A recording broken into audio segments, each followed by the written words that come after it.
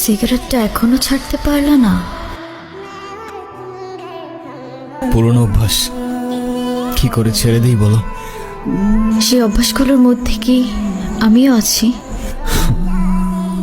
কোনো সন্দেহ আছে?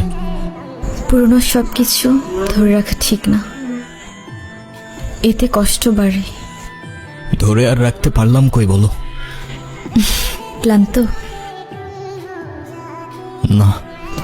তুমি ঘুমাও, আমি তোমার মাথায় হাত বুলিয়ে দিই। চাইলেও এখন আর ঘুমাতে পারি না। কেন? কিছু প্রশ্ন সারাক্ষণ মাথার মধ্যে ঘুরতে থাকে। এই যন্ত্রণাগুলো আমি আর নিতে পারছি না জেনি।